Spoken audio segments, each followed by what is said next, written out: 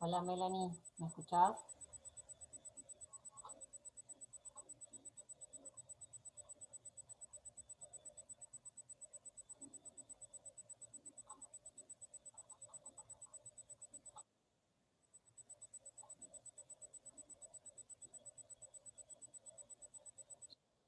¿Ya terminaron con Ceci?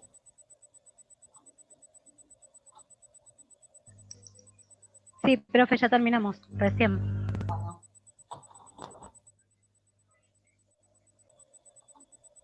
bien, ahí está grabando. ¿Por qué elegí el texto de Políticas del Conocimiento de Blas Radi? Porque para mí es la continuidad de lo que ya venimos viendo con el texto de Cusicanqui y lo que empezamos a hablar sobre la discusión de filosofía y educación, ¿sí? Como estamos en una situación de emergencia sanitaria y tuvimos que elegir solamente 3 contenidos para abordar en esta materia, que encima esta materia es anual y solo tuvimos un cuatrimestre, o sea que es como un súper recorte de lo que tendríamos que ver, tuve que darle prioridad a, a, lo que veíamos, ¿no? Así que bueno, eh, quedaron esos 3 temas, ¿sí? Que para mí son como los fundamentales para armar el eje. La discusión entre la filosofía y la educación, cómo se implican, cuál es la relación, lo que vimos en la primera actividad. Y después yo siempre elijo no dar historia de la filosofía, porque me parece para mí que no tiene sentido que hagamos historia de la filosofía, sino que justamente retomar las problemáticas filosóficas que a lo largo de la historia siempre fueron las mismas más o menos, y ponerlas en contexto. Entonces yo acá en este PowerPoint les dejo las edades filosóficas, digamos, en que se divide cronológicamente, como para que tengan ahí una guía. Y acá pongo estas 2 imágenes, como para plantear un poco la discusión que se ve a lo largo de la filosofía entre la teoría de Platón, que esta pintura es de Rafael, si no me equivoco, se llama La Escuela de Atenas. Platón es el de acá de la izquierda, ¿no? No la pongo. Bueno. Platón es este de acá de la izquierda, que tiene la mano para arriba, apuntando el dedito para arriba, ¿no? Como el techo. Aristóteles es el de la derecha, que tiene la mano con la palma hacia abajo, como apuntando al piso, y un libro. Entonces, esa imagen, lo que capta ahí Rafael, es como la esencia de las filosofías de cada uno de estos filósofos, ¿no? Platón plantea el mundo de las ideas como que es eh, lo superior, digamos, como donde realmente existen las ideas y que este mundo terrenal es aparente, ¿no? Entonces ya desde Platón, en la antigüedad, plantea una dicotomía, una visión, una metafísica binaria.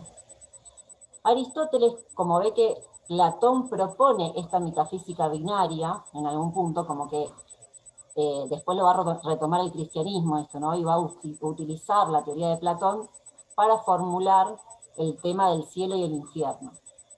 Entonces, esta dicotomía que ya establece Platón, que a su vez Platón lo toma de filosofías orientales, ¿no?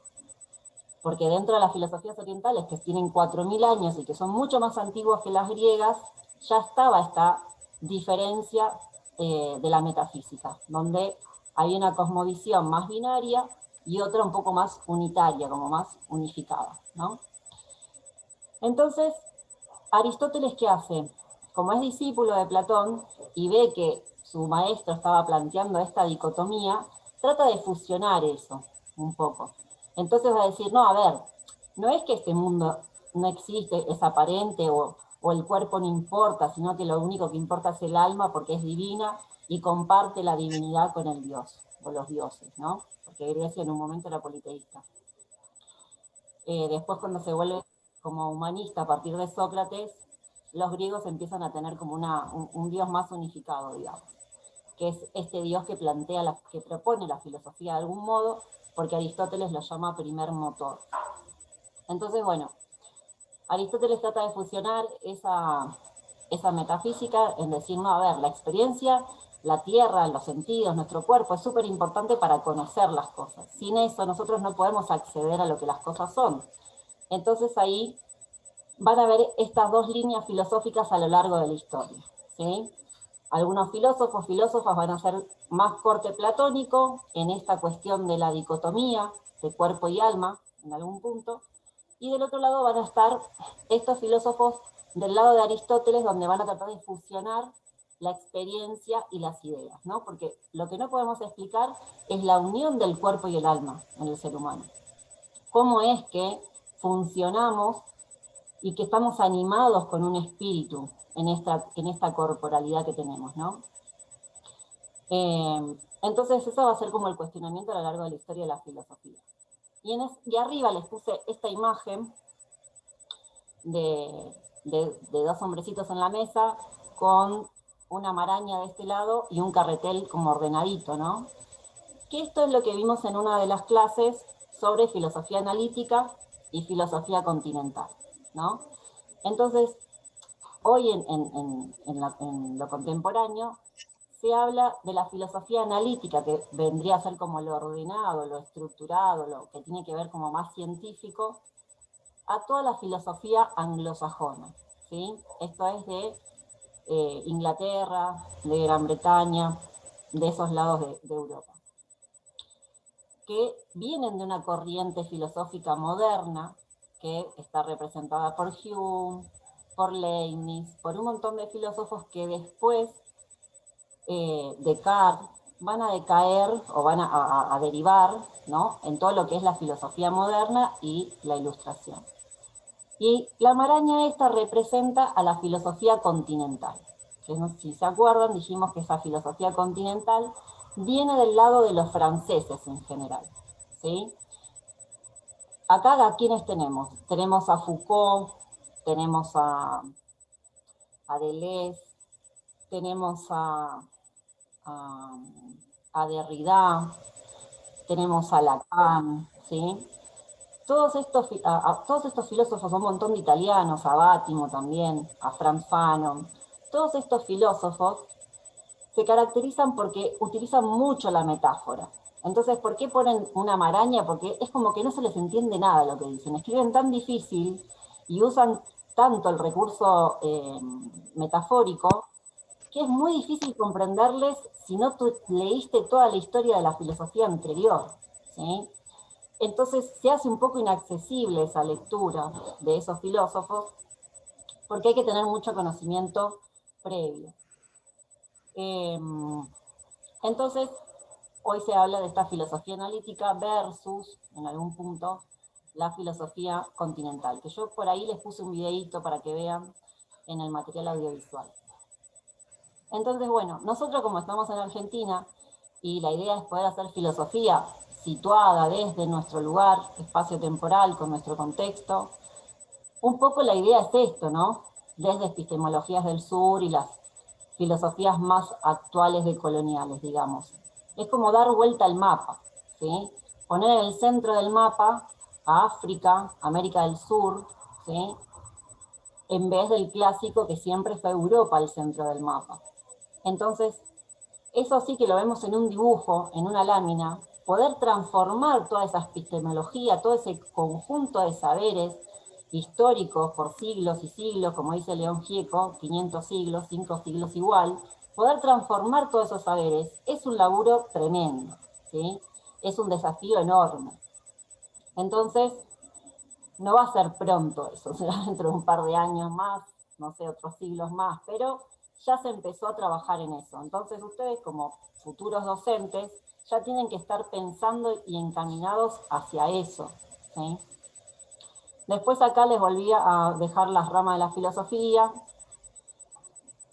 Acá les dejé la filmina de la filosofía del lenguaje, porque a mí me interesa mucho también que ustedes cuando puedan, todo lo que vean de un autor, enseguida vayan a buscarlo en cuál es el dilema de la filosofía del lenguaje que presenta ese autor, ¿sí? Cuando ustedes quieran trabajar algún autor filosófico en sus clases, o presentar alguna filosofía en sus clases, siempre preséntenlo desde la filosofía del lenguaje, porque eso es lo que a ustedes les va a ayudar a pensar todos los recursos semánticos que van a utilizar en la clase, ¿sí? Porque la gramática nuestra que aprendemos en la escuela, del sistema educativo, es una gramática totalmente colonizante, totalmente patriarcal, totalmente misógina. Entonces la raíz la tenemos en la gramática, en cómo escribimos, en cómo hablamos, en cómo nombramos. Entonces poder ir deconstruyendo eso es sumamente importante. Y ustedes que van a dar la lengua, prácticas del lenguaje, que van a poder dar en primaria, secundaria, en distintos niveles, ese contenido que les toque dar, en el nivel que les toque, tienen que poder ir haciendo la deconstrucción y reflexionando o cuestionando al menos eso que ustedes van a presentar como un saber formal, ¿no? Desde el sistema educativo. Entonces, poder tener en cuenta esas problemáticas de la filosofía del lenguaje es poder trabajar sus materiales de otra manera. Entonces, acá yo les dejé cuál es el objeto de estudio, los problemas, los autores referentes que hablan sobre filosofía del lenguaje. Acá les dejé el texto de Platón que habla sobre filosofía del lenguaje, pero obviamente no dice filosofía del lenguaje, sino que lo que habla ese texto hoy lo entendemos como filosofía del lenguaje, porque ya estaba cuestionando el poder de la palabra, del discurso en esa época. Lo mismo que los cínicos, lo mismo que los sofistas, ¿sí? Entonces todas estas personas fueron hablando sobre las problemáticas del discurso. Bien, entonces un poco desde la filosofía, cuando hablamos de cambio de paradigmas a lo largo de la historia, es esto, ¿no? Aristóteles y Platón presentan una filosofía que la podemos representar con un árbol y raíces, ¿no?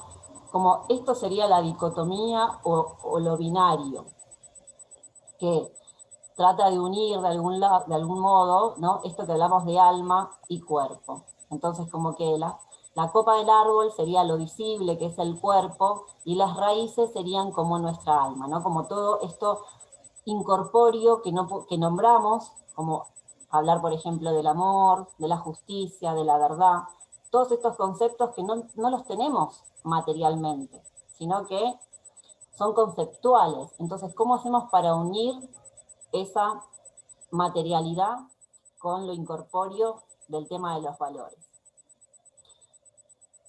Eso es un dilema y una búsqueda constante en la filosofía.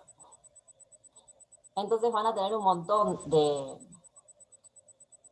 teorías, digamos, que se contraponen, ¿no? Acá me quedó esto de hedonismo, pero que es de otra clase, que tenía que ver con el placer, pero bueno, por ejemplo, Platón y Aristóteles, como filosofía clásica, ¿no? Tienen a otro filósofo que es Epicuro, que habla sobre el hedonismo, ¿no? Entonces, así como dentro del mismo tiempo, de lo antiguo, contemporáneo, moderno, siempre van a tener teorías filosóficas que se contraponen y que muestran otra postura, ¿sí?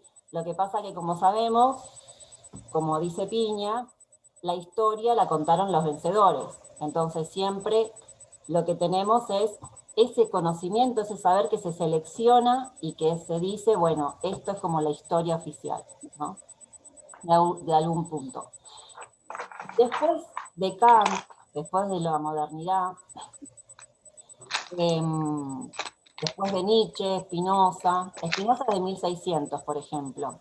Spinoza era católico, bueno, lo excomulgaron, y Spinoza es la base de toda la filosofía hoy de lo que hablamos de la diversidad, ¿no?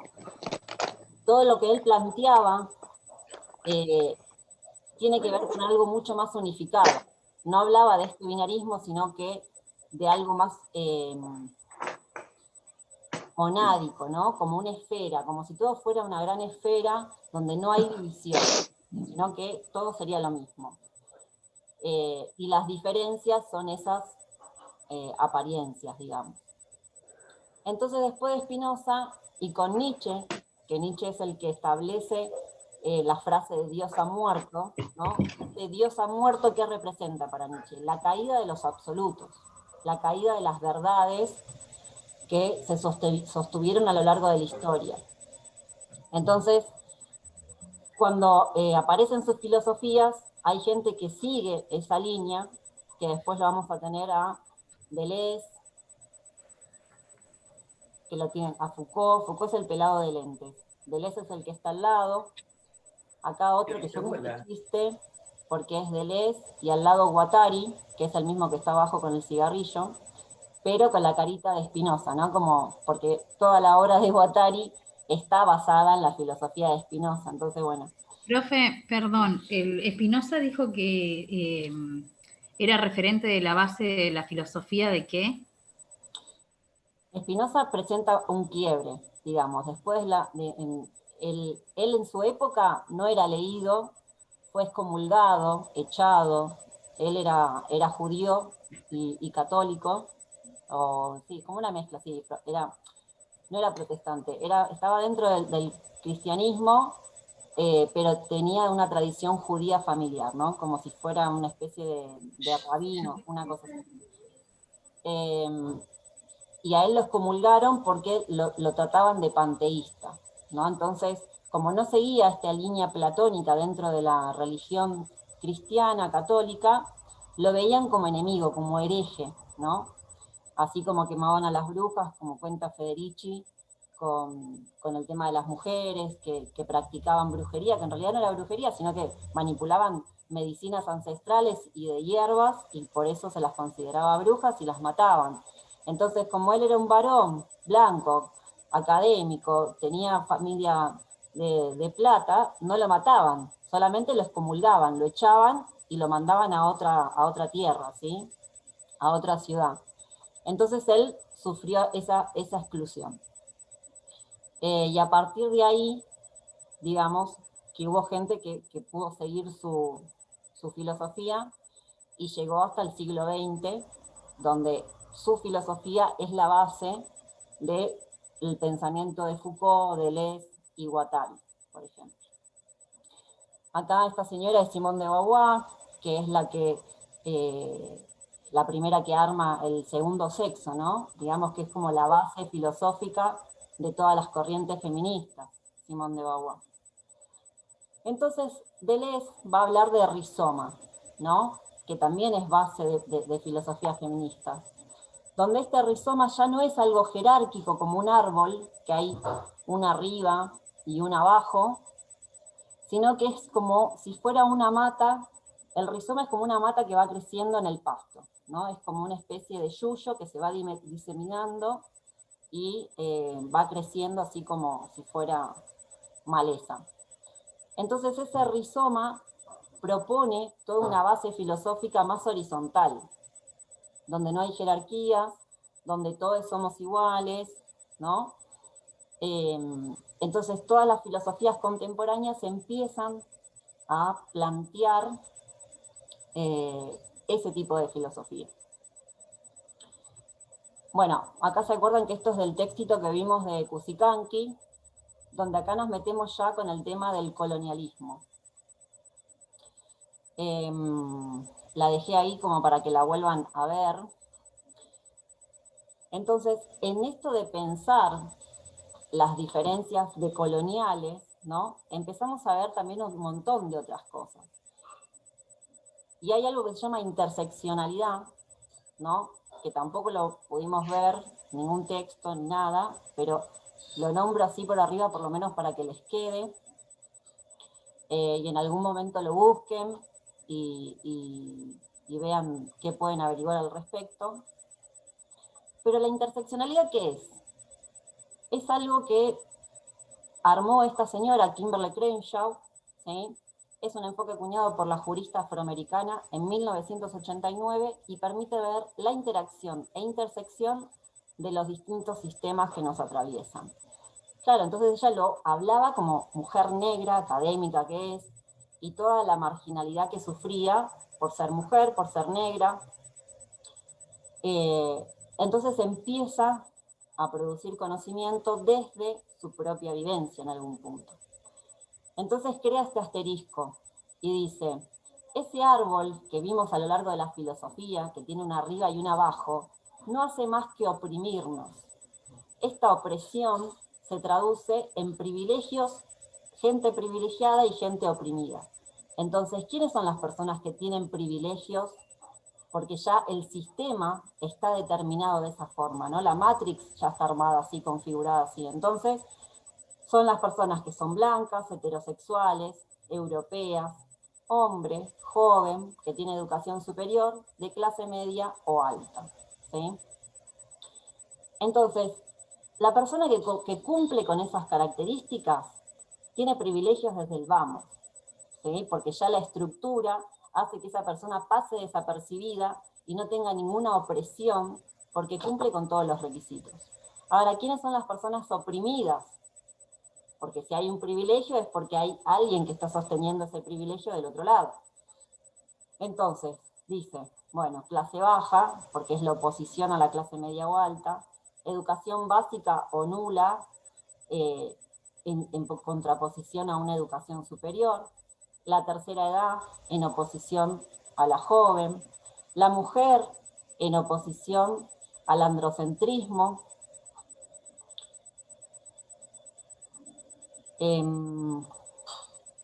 perdón, estaba leyendo el mensajito a ver si había alguna pregunta. Y me perdí. ¿Qué dije recién? Mujer en oposición al hombre, ¿no? El androcentrismo. Tercera edad, no europeo, ¿no? Seríamos los sudacas, toda persona que no sea europea. Persona homosexual, porque no es heterosexual, ¿no? Y acá en homosexual entrarían personas trans, ¿no? Bueno, etc. Y las personas negras que no son blancas. Entonces, es esta persona que establece este asterisco, que le llamo yo, porque estoy escribiendo una pedagogía del asterisco que tiene que ver con esto, en el grupo de investigación que estoy en la universidad, y uso esto para hablar sobre la marginalidad de las personas trans. Y el texto que yo les doy, de Blas Radi, para mí es sumamente importante, porque lo podemos pensar para personas trans, pero para cualquiera de estas categorías, ¿sí? Para las personas negras, para las personas discapacitadas. Es una lógica de pensamiento para cualquier persona excluida y marginada del sistema, ¿sí? Entonces, pensar esas personas marginadas y excluidas del sistema dentro del sistema educativo en nuestro caso. Profe, Sí, está muy bueno ese texto. O sea, me gustó que entendí así como que en ese caso a la persona trans directamente se la nombra como un objeto, se la objetiviza, creo que dice en el texto, algo así. sí. Eso me encantó porque lo reentendí. Buenísimo. Bueno, esa es la idea. Profe, y una consulta así, o si no, después por privado me contesta. Siempre tengo la duda, a mí me gusta mucho la música afro, y tengo entendido que toda esta opresión y todo este maltrato, esta discriminación que hay hacia las personas negras se da cuando los negros pasan de continente, digamos, cuando los esclavizan y todo, como que hay una cultura de la mujer como que lo tengo muy así, como agarrado con alambre, no sé si está bien lo que estoy diciendo. Como Después que, me mandás un audio de WhatsApp y te lo contesto, así no ok, sí, nos sí, vamos de tema. Porque, bárbaro, a ver, gracias. Sí, sí, sí, por hoy eso con le los, decía. hoy con los refugiados en Europa pasa lo mismo, o sea, Francia echa a los refugiados a la mierda, o sea, muchos países de Europa también sacan a los refugiados, que, oh casualidad, son todas personas racializadas, ¿no?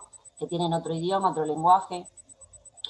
Entonces es un fenómeno mundial ya eso, no es que solamente porque vinieron los esclavos con la conquista, ¿no? De Portugal y a partir de ahí empezó todo, sino que es como ya algo desde el vamos.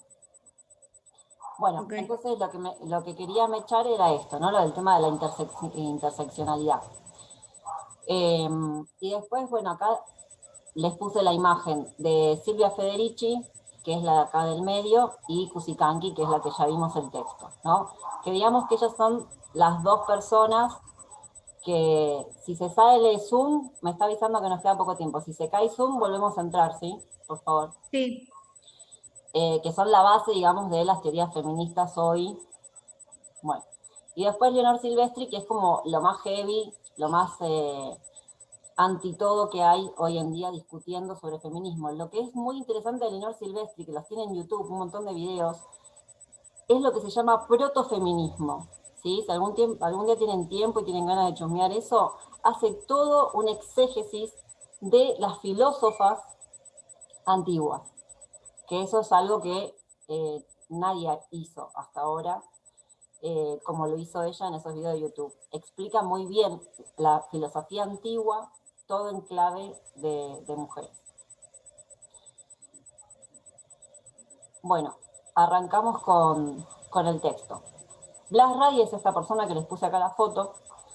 Él es de la UBA, obviamente, es el que creó con Mauro Cabral, que es otro activista trans e intersex, en la UBA, la Cátedra de Estudios Trans, que yo cursé el año pasado con ellos, o el anterior, ahora ya no me acuerdo, todo el año un curso de capacitación, digamos, en estudios trans, ¿no?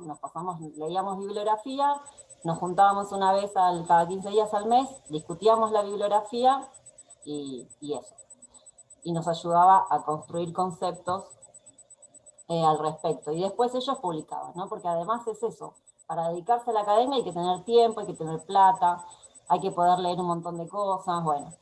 Y entonces no todas las personas pueden acceder a escribir y a la academia, entonces hay que rebuscárselas como para encontrar los materiales para leer y bueno, y acceder.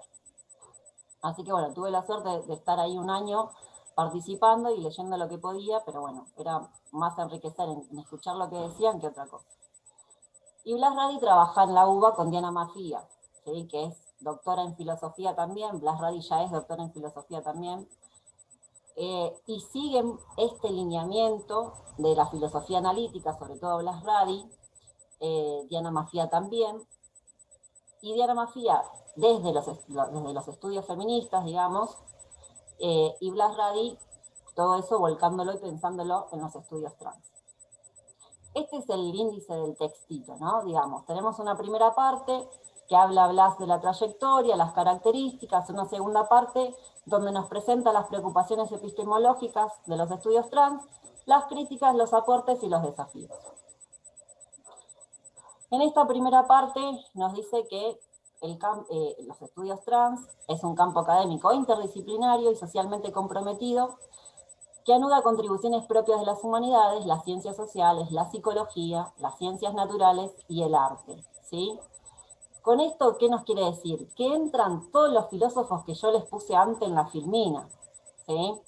Porque Spinoza, Deleuze, tienen mucho material sobre el arte, las humanidades y las ciencias sociales, Foucault, lo habló un montón, psicología, también hay otros autores por ahí, entonces todos esos autores que vimos anteriormente son el trasfondo, digamos, de estos ejemplos que pone. Entonces, ¿qué va a decir Blas? Bueno, esta trayectoria que tienen los estudios trans tiene que ver con la investigación biomédica, analizando el discurso biomédico, analizando las teorías feministas, los estudios gays lésbicos y la teoría queer. Y acá hace énfasis en que están en una relación tensa, ¿no? Porque depende cómo se posicionen estas teorías, van a estar más alineadas o no con los estudios trans. ¿Qué quiere decir esto? Si aceptan personas trans o no, si hablan de una manera inclusiva para incorporar a las personas trans en sus análisis de género o no. Prácticamente está diciendo eso, Blas. Después nos cuenta que el texto fundacional de los estudios trans es el Imperio Contraataca, un manifiesto post-transexual, que es de Sandy Stone, ¿no? Que este es del 91. Cuestiona prácticas discursivas coloniales por parte del corpus médico de varones blancos. Y a su vez, la rabia de las teorías feministas radicales. ¿A qué se le llama teorías feministas radicales?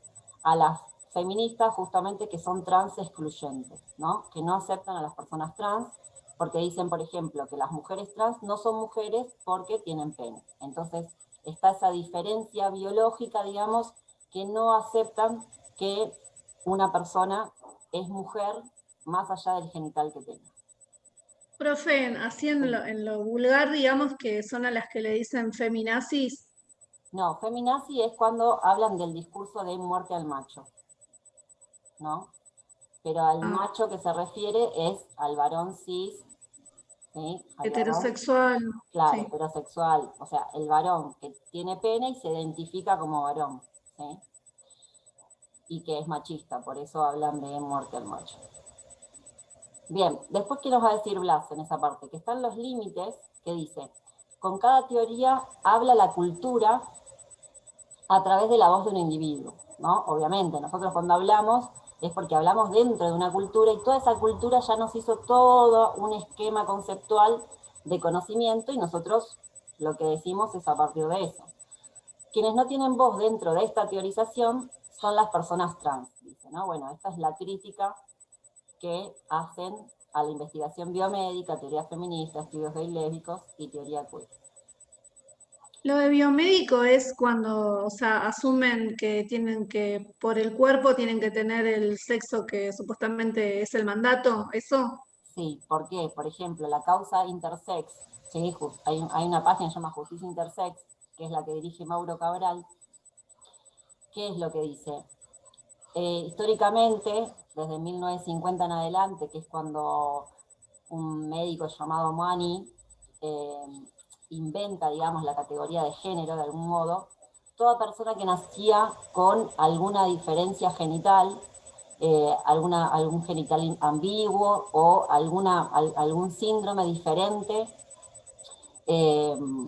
no sé, hay 100 clases diferentes de intersexualidad, ¿no? Por decir una, podés nacer con vulva, no, a ver, vamos a hacerlo más fácil. Podés nacer con pene y tener ovarios, ¿sí? Entonces, eso ya es una clase de intersexualidad. Entonces, esas personas que nacen con alguna clase de intersexualidad, ¿qué hace la medicina? Opera, ¿sí? Hace cirugías, interviene ese cuerpo para adecuarlo a ese género que dice ser el mujer, ¿no? O que dice ser el varón. Entonces, según los casos intersexuales, la medicina agarra y adecua ese cuerpo para que sea femenino o sea masculino, ¿tá? Entonces, desde la justicia intersex, todo lo que dicen las personas intersexuales adultas hoy, que tuvieron que pasar por torturas con el cuerpo médico, porque tenían que adecuar ese cuerpo a cierto estándar, ¿sí? Entonces, Sí. eso es la cuestión biomédica, ¿no? Cuando la medicina piensa solamente en esas dos categorías y que hay solamente dos formas de ser y de tener un cuerpo, y que hay que adaptar todos esos cuerpos a esas dos formas. Ok. Bien, después habla de las características de los estudios trans, y podemos nombrar. El manifiesto llama que las personas trans, ay, me quedó una ahí, que era, si no, el trans aparece medio raro. El manifiesto llama a que las personas trans que tomen la palabra, ¿no? Tras una historia de objetivación académica, como decías vos antes. Como dijeron los activistas de la discapacidad en los 70 y los 80, nada sobre nosotros sin nosotros. Esta frase hoy se reescucha, se revé por todos lados, y el primer grupo que lo dijo eran activistas de la discapacidad de los 70 y los 80, ¿sí? No eran activistas de las disidencias, mucho menos. Entonces Blas lo que está haciendo acá es como reconocer eso, de que no fueron las personas trans que lo dijeron, sino que vienen de los activistas de la discapacidad, que también es un colectivo y una comunidad muy marginalizada, que tampoco tienen voz, y recién ahora se está escuchando mucho.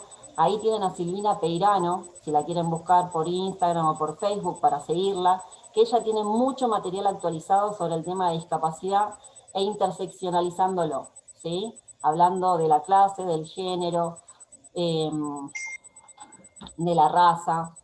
Es como que además del paradigma adultocentrismo, o sea, tiene muy buenas cosas Silvina Peirano con respecto a lo de la discapacidad. Después, ¿qué más dice? Pasar del conocimiento de al conocimiento con, ¿sí? El texto va a estar hablando todo el tiempo de esto, de decir, bueno, no podemos hacer conocimiento sobre las personas trans, conocimiento sobre las personas con discapacidad, sobre las personas negras, sino que el conocimiento tiene que estar creado junto a esas personas, ¿sí? Por ejemplo, en filosofía, si ustedes siguen a Walter Cohen, buscan a Walter Cohen, él es uno de los pioneros de Argentina en hablar sobre filosofía con niños, ¿sí? Hay un tal Lippmann que hizo filosofía para niños, pero ese para y con implica toda una diferencia de objetivificación. Ay, es horrible esa palabra, es difícil de decir, pero es esa diferencia, que una cosa es para, es cuando yo estoy objetivando a la otra persona, la pongo en ese lugar del otro, y hago una teoría, pienso una actividad, pienso algo para ese otro. Otra cosa es pensar una actividad, hacer una actividad con la otra persona, construirla con el otro, ¿sí? Eso ya a mí me posiciona desde otro lugar. Entonces en docencia pasa también eso. Como yo como docente me pongo a hacer algo con mis estudiantes o armo algo para que hagan mis estudiantes, ¿sí? Entonces implica poner a la otra persona en otro rol. Después va a decir Blas, no todos los feminismos son alcanzados por esta crítica, por esto que decíamos, ¿no? Lo de las posiciones más radicales. Y ya pasamos a la segunda parte que habla sobre las preocupaciones epistemológicas. Entonces las preguntas que se va a hacer Blas va a ser, ¿cómo puede entonces una persona trans hablar y qué dirá? ¿Qué dicen las personas trans con respecto al proceso de construcción de conocimiento?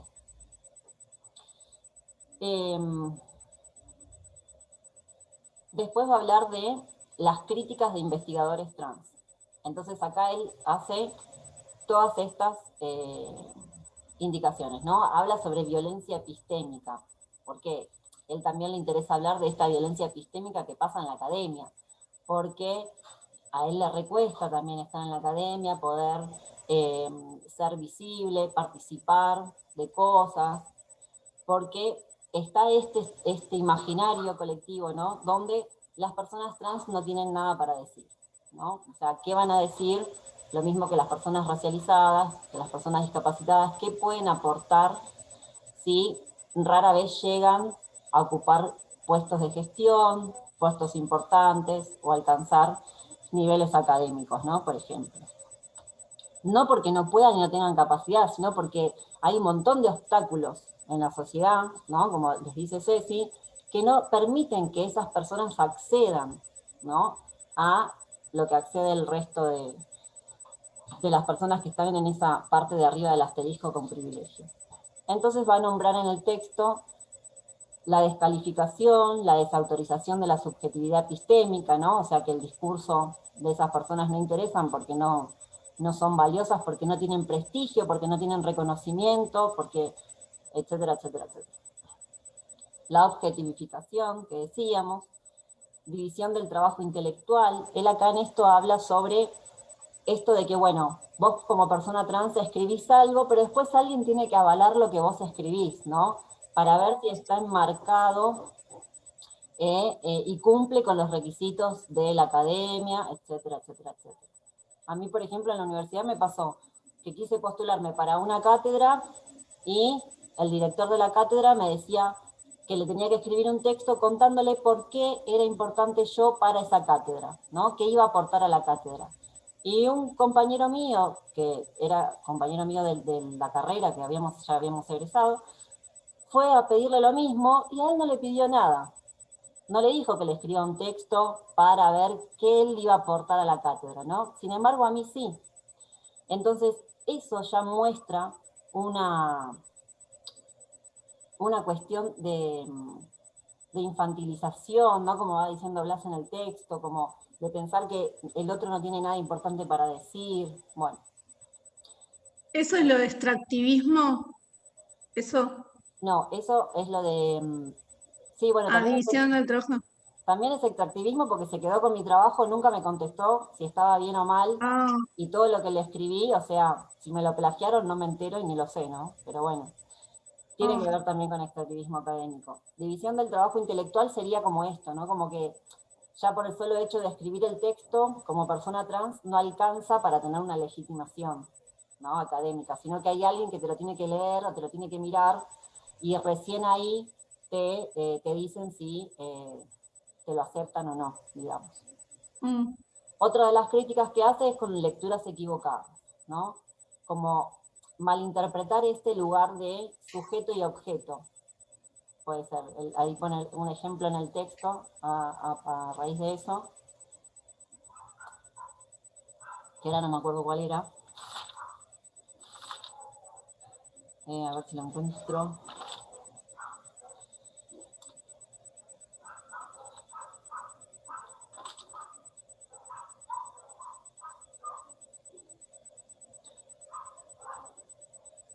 Acá. Lecturas equivocadas tiene que ver un poco con lo que habla sobre nosotros y ellos, ¿no?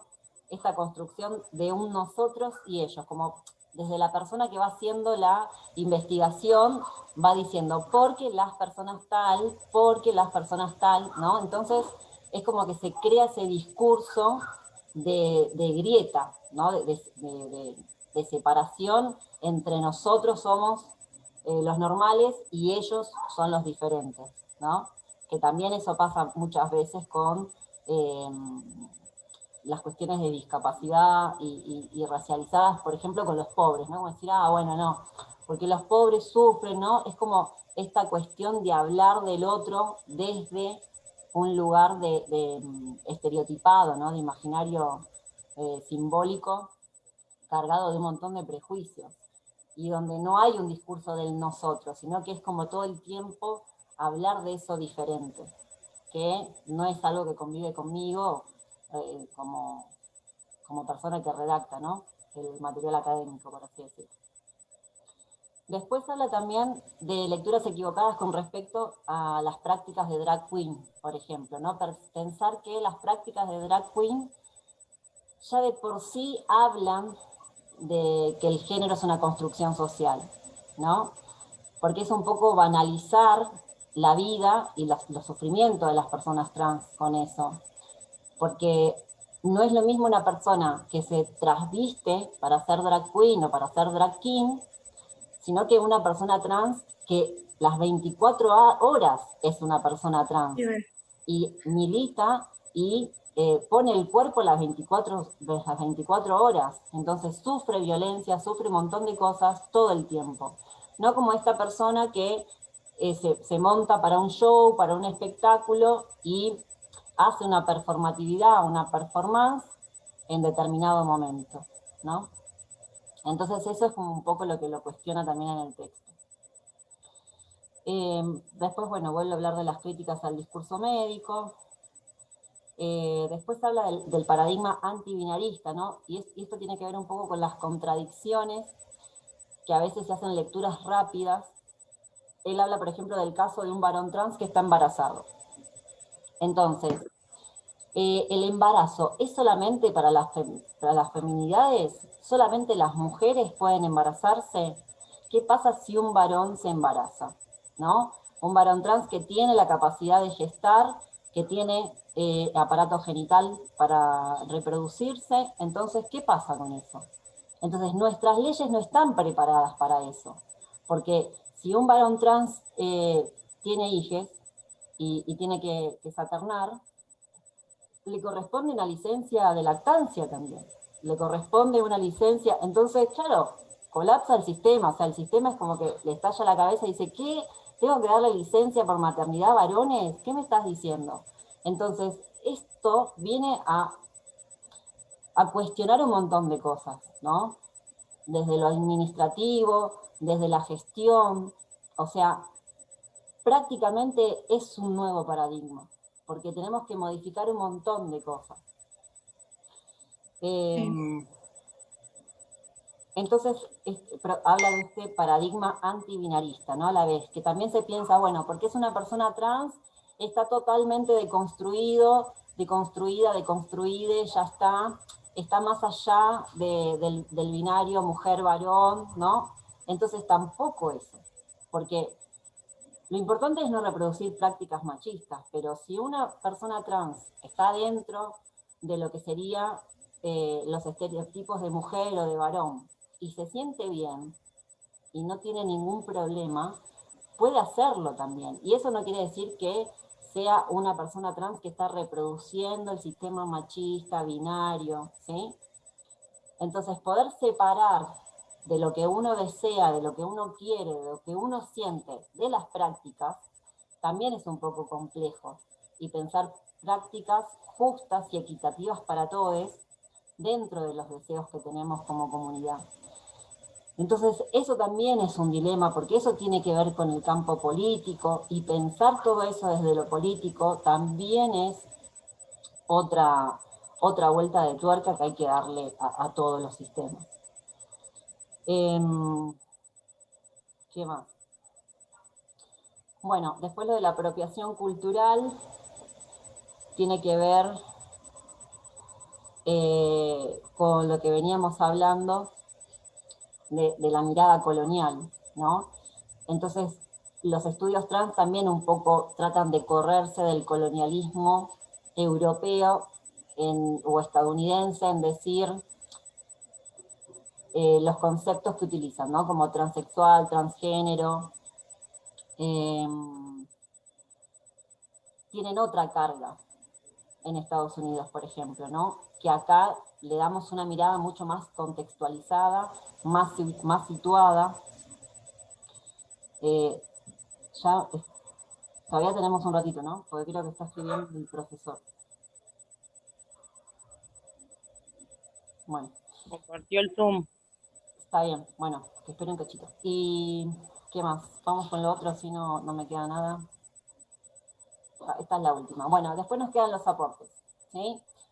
Aportes, ¿cuál es? Añade la categoría cis, que lo propone la propia comunidad trans. Entonces, esto de poner la categoría cis es poder dejar de pensar a lo trans como esto otro, ¿no? Que veníamos diciendo, esta mirada colonial, de pensar a lo otro como diferente, sino que utilizando la categoría cis, alguien que no tiene el atributo de ser trans, simplemente eso decimos. Entonces, ya no se construye esa persona trans desde lo negativo, ¿no? Que eso tiene toda una connotación filosófica también. Porque había una época en la filosofía medieval que para hablar de Dios, como no se lo podía describir de manera positiva, se lo presentaba todo el tiempo de manera negativa.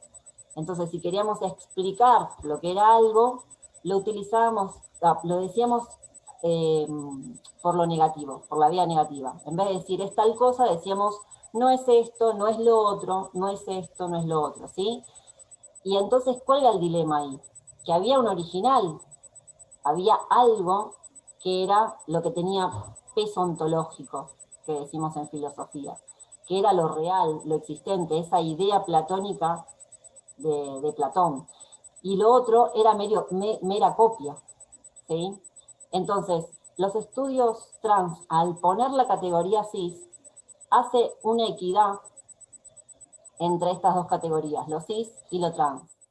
Entonces ya no hay algo jerárquico donde uno es el original y la otra es la copia, sino que son dos construcciones diferentes, ¿sí? Dentro de lo que sería el ser humano, por ejemplo. Entonces, eso es sumamente importante en filosofía, porque ya no construimos esas dos categorías como la parte negativa del otro, ¿sí? Como si fueran dos caras de la misma moneda y uno es la cara positiva y la otra la cara negativa, sino que tienen el mismo valor, ¿sí?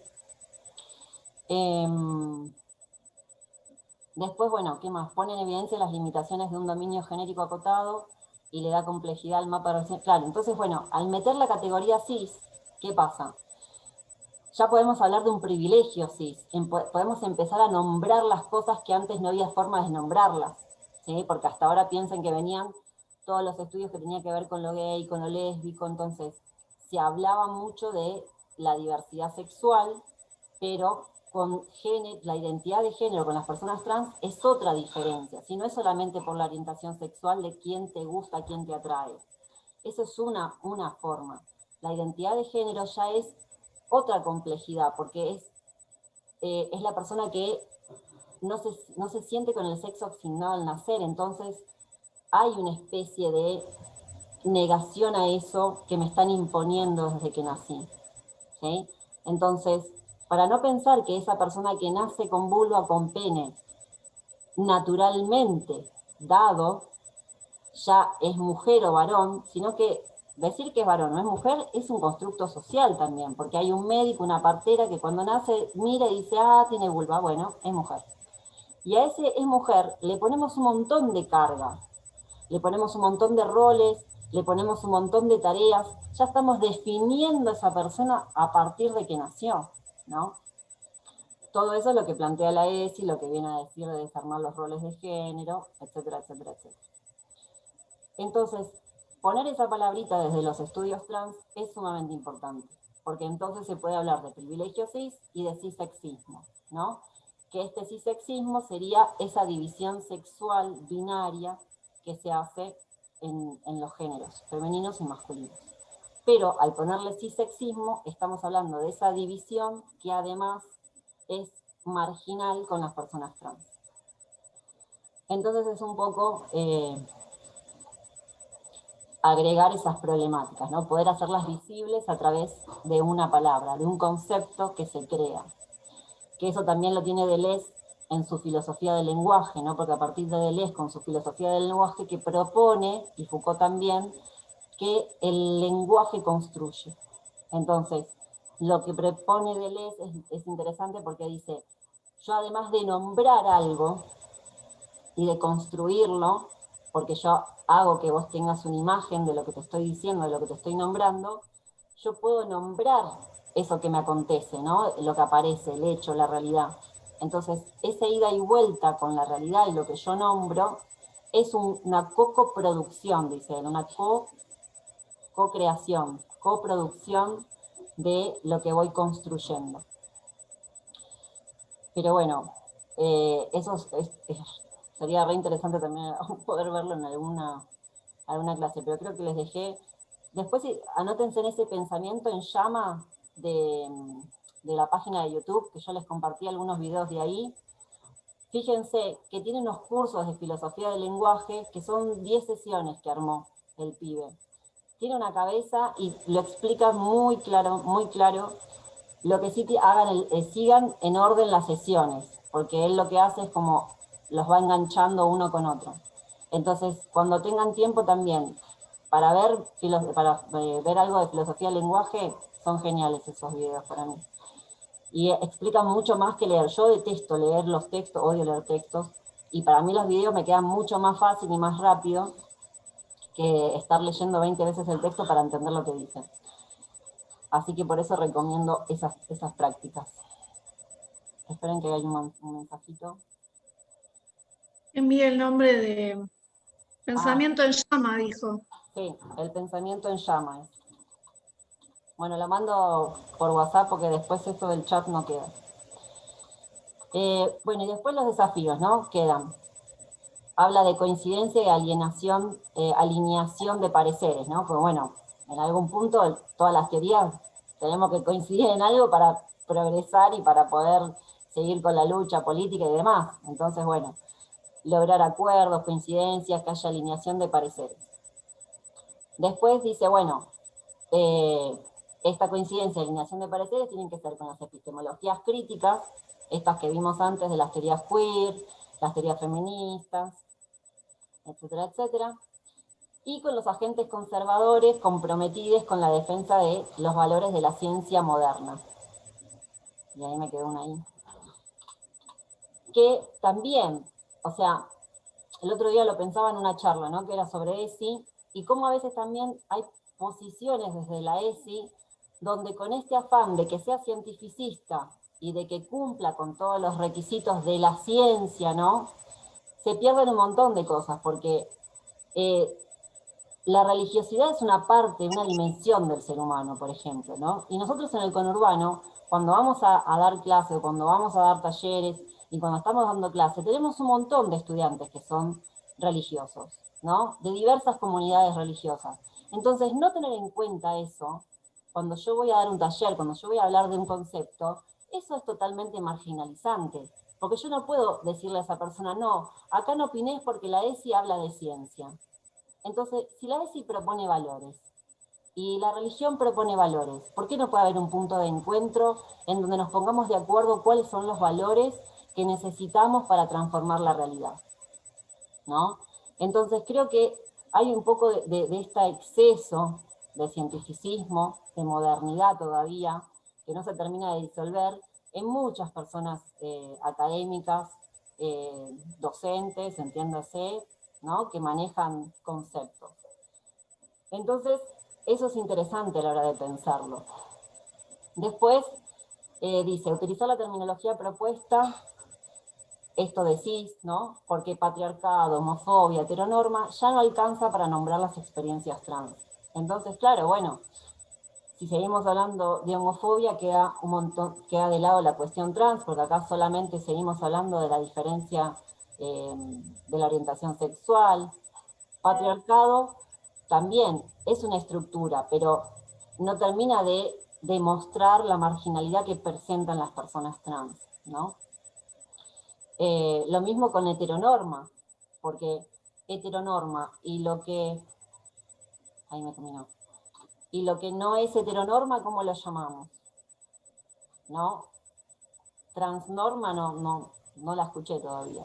Pero bueno, transnorma por ahí sería esta cuestión no como binaria de lo trans, porque también que haya una persona trans no quita que esa persona sea facha, por ejemplo, ¿no? Entonces, bueno, lo trans no quita lo facho, también lo podemos pensar. Entonces, bueno, es como decir, claro, poder separar los planos, analizar, también es importante.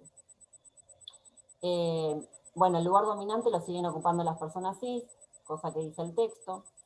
Y después lo que me quedó es el textito de la revista que habla sobre educación popular, que me gustaría que si pueden lo vean, ¿sí? Porque creo que es interesante pensar hoy en día la educación popular en nuestra tarea docente, porque justamente eso atraviesa la clase totalmente. Entonces, yo, si voy a ser el mediador entre el discurso académico y las personas que voy a tener en la clase, yo tengo que pensar cómo voy a bajar eso, cómo van a ser mis actividades para contar esos conceptos, ¿sí? Porque a mis estudiantes no les interesa la historia, cómo llegamos a ese concepto, sino que le quede el concepto. Entonces yo no puedo perder tiempo con el contenido cuando lo que necesito es que haya una experiencia donde ese estudiante pueda asimilar el concepto, de alguna manera, ¿sí? Entonces, después para el final, no sé si vamos a poder tener otro Zoom o no, pero a mí lo que me gusta... Ceci dijo que quería que tengamos un Zoom después de entregar la actividad, la última actividad. Bueno, me van diciendo, yo porque no quiero cargarles con cosas, porque yo ya mi cerebro no da, y no puedo leer más nada ni hacer más nada, entonces no quiero imaginar ustedes cómo están, si están cursando más de 3 materias. Por eso digo, bueno, lo podemos ir viendo, si quieren otro Zoom, hacemos otro Zoom antes de que sea la instancia final, ¿sí? De presentación final. Pero a mí lo que me gustaría es que si después pueden leer este texto y una vez que tienen armado la red, tanto del textito este como el otro de educación popular, que es mínimo, Sí. lo que me interesa que quede de eso, que no sé si yo lo anoté. Sí, dijo de los dos hay que hacer una red. Sí, no, pero quería saber si yo había anotado el punteo que hice del texto, pero no me acuerdo dónde lo anoté. Bueno, cuestión que yo sé que me había anotado en algún lado, después cualquier cosa lo paso al WhatsApp, lo del textito de educación popular, como los tips para que tengan en cuenta qué era lo que quería que rescaten de ese texto, que ahora se me fue y no lo retengo, pero lo tengo que buscar. Sería entonces hacer la red de ese de educación popular, que son 4 hojitas. Este de políticas de conocimiento de Blas Radi, que ya tienen el punteo acá en el PowerPoint, así que la idea es cómo pensar esos conceptos, cómo los relacionarían, ¿sí? Es armar una sinapsis, armar una red y ver cómo juegan ustedes con los conceptos, cómo los meten y cómo arman esa red. Que otra vez vuelven a trabajar con la pareja pedagógica que hicieron la obra de teatro. Si quieren sumarse de a 4 también lo pueden hacer, total porque la red les queda hecha, ¿sí? Y después la presentan con la obra de teatro y el meme. Y lo que me interesaría para el final es que si a la obra de teatro, a los personajes, le hacen esa interseccionalidad. ¿Sí? Ustedes presentaron, en la mayoría, un personaje europeo, otro personaje americano, por así decir, ¿sí? Bueno, además de eso, que a esos personajes le atraviesen con la interseccionalidad, ¿sí? Este asterisco que yo les puse, bueno, piénsenlo, pero que sea discapacitado, que sea pobre, que sea, no sé, lo eligen ustedes, ¿sí? Entonces, Perdón, profe, sí, atizar a uno de los personajes con las qué categorías concepto. del asterisco, de la interseccionalidad, ¿sí? Entonces, que algunos de los personajes puedan llevar alguna de estas marginalidades, ¿se entiende? Porque están excelentes los que fueron entregando de la obra de teatro, los diálogos, está muy bueno. Y yo lo que quiero es que les quede esto de recurso para ustedes para trabajar, ¿sí? Yo después, cuando entreguen todas las obras de teatro, lo subo al Drive, como hice con los memes. Entonces ya tienen ahí material hecho por ustedes, producido, para trabajar en sus propias clases, ¿sí? Entonces, es mucho más fácil después trabajar con los conceptos porque les queda esto y ya se van a acordar con ver el meme, con leer la obra de teatro, y automáticamente les va a venir toda esa idea a la cabeza, porque ya la trabajaron, ¿sí? Y poder compartir eso, decir, bueno, una clase uso la obra de teatro de Ana y Gabriela, otra clase uso la de Silvia y Maru, ¿sí? Entonces, tienen un montón de material para utilizar con perspectiva nuestra, ¿sí? No estamos leyendo autores americanos ni europeos, y eso para mí es súper rico, y eso es la educación popular, ¿sí? Porque estamos construyendo conocimiento entre todos. Bueno, no le voy a sacar más tiempo a Lionel porque me va a odiar. Así que bueno, cualquier cosa saben que me pueden contactar por mail, por WhatsApp, me escriben las dudas, me dicen, ¿sí? El obstáculo que tengan para armar la obra de teatro, anímense. Acuérdense que la obra de teatro, para que esté piola, tiene que entender a alguien que lea eso, ¿sí? ¿Qué es lo que trabajaron? ¿Qué los hicieron? Entonces, armar esa introducción contando un poquito los personajes, quiénes son los personajes, cuál es el lugar, y después que cuenten los conceptos que eligieron para que después, cuando uno lee el diálogo, al final diga, ah, sí, es verdad, eso habla sobre este concepto, ¿sí? Que eso en principio lo pido yo, pero si está en el trabajo, mejor también, porque después eso ya es el recurso para utilizar, ¿sí? Y ya tienen ahí los conceptos para trabajar con esa obra de teatro. Bueno, creo que nada más me quedó por decirles hoy. Y bueno, que tengan un buen final de semana. Y nos hablamos entonces para hacer un Zoom antes del final, ¿sí? Para terminar Bueno, de ver las cosas. Bueno, profe. Gracias, profe. gracias. Perfecto, muchas gracias. Chao, profe. Chao, profe. Chao. Chao, profe, gracias. De nada, que anden bien.